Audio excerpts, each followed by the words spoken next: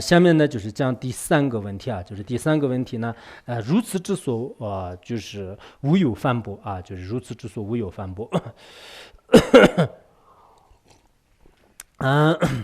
为此复以死后生，欲足智之光中中，速速参视无自性，欲之虽人能与。那么，正因为是这样呢，就是这个佛陀就是以他的这个四宗无为的这个四后语就是四后语呢就是在这个无边无量的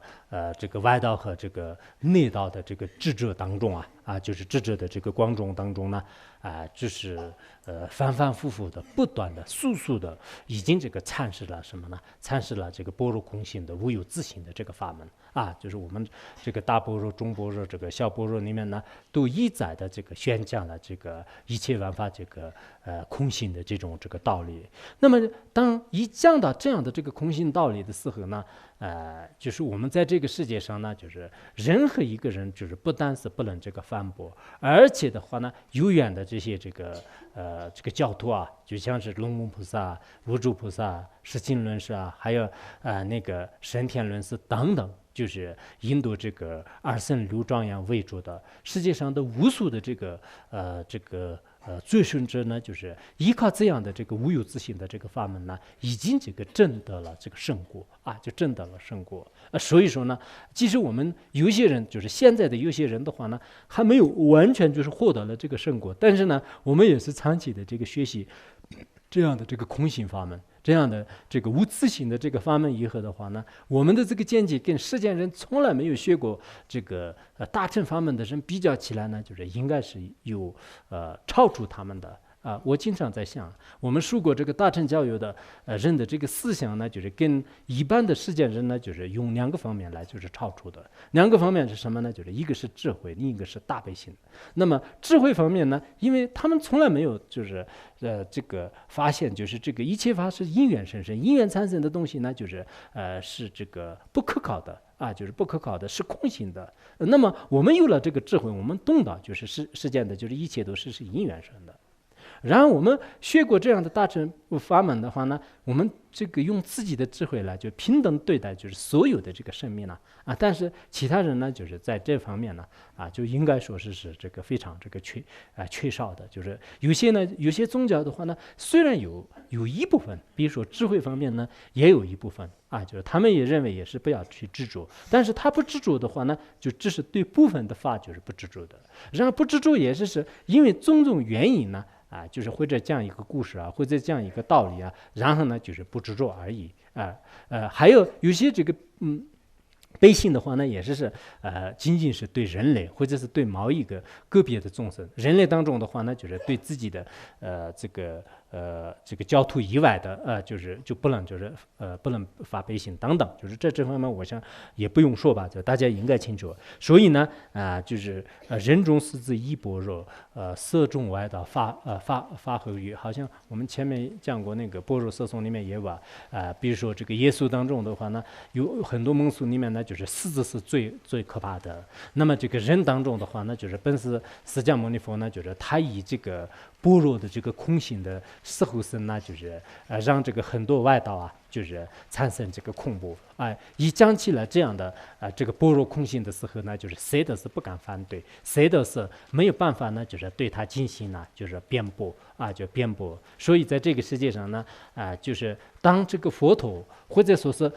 佛陀的这个最孙子，像龙母菩萨、月称菩萨，他们在这个世界上呢，就宣布就是空性的这个法门的时候呢，世界上这么多的智者里面呢，没有一个人站起来就是真正让这个反驳的就是解说空性是若人言其过，好像也是在中人当中吧，就是解说空性是若人言其过，什么这个实则不成过，具通于所理是吧？就是当这个佛陀或者说这个中观应成培这个就是戒说啊，就是戒说一切万法皆空的这个道理的时候呢，有些这个事实中的就是像那个唯识宗啊，就是什么优博啊、外道啊、经博啊，就是他们呢就是开始就是觉得是就是这种说法是这个不合理的啊，就不合理的但是呢，实际上是你真正是这个不合理的道理啊，就是他们就这种过举呢，就是举不出来，因为他们每一个理由的话呢，就是反驳他们每一个理由的话呢，就是也实际上是跟那个说理和能理呢，就是相同的。他们每一次这个举出一个例子的时候，比如说你们这个所说的万法皆空的这个道理是不合理的然后为什么不合理呢？因为它是不空的，它不空的，他就举一个例子的时候，其实这个法也是一个空性的，就是所以呢，它根本就是照不到就是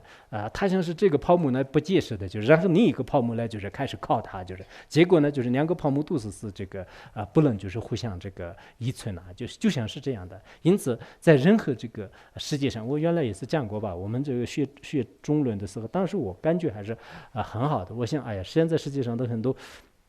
这些这个唯物论就是有些这个所谓的这个唯心论，有些人呢傲慢的这个知识分子，有些教授博士是什么这个自己认为是自己就是很了不起，其实呢就是对一个特别简单的这个推理的事实不懂的。我们中观里面就是说，这个一切万法是这个空性无有自性，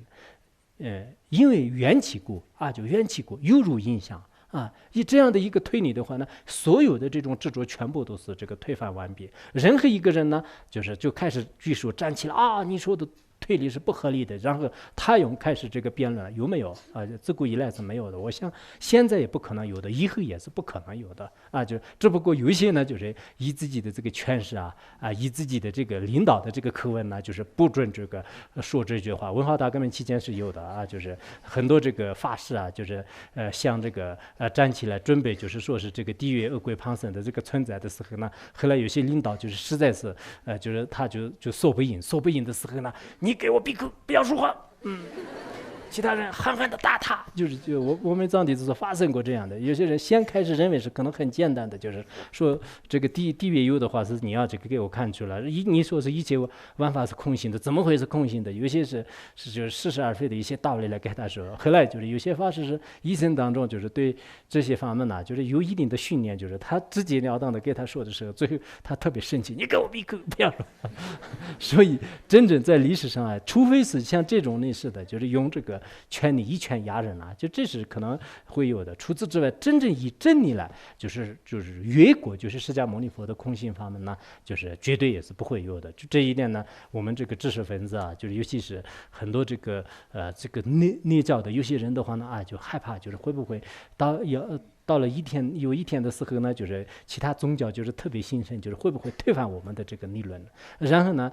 就是会不会我们的这个佛教徒呢，就是没办法说话？很有可能，我们佛教徒如果没有动到佛教的教义的话呢，从个人的角度来讲，有些人呢就是辩不赢，有这个可能的。因为我们有些人的教育的素质不高的话呢，虽然佛经里面讲的这个缘起空性的道理是非常的这个深妙，可是现在的这个佛教徒的话呢，不要说缘起空性，就是连前世后世存在的道理都是说不出来，就是天天都是想到这个人民币就那这种人的话呢，就是到时候恐怕是真的这个说不出来就那这个是不是佛法的过失，就是应该是个人的过失个人的过失呢，就像那个《弥勒经文集》里面所讲的一样，不能贴在那个这个教法上面就不能贴在教法上面。那么这是那个就是刚才讲的什么呢？就讲的是这个如此之说，就是无有反驳就是无有反驳，就是讲了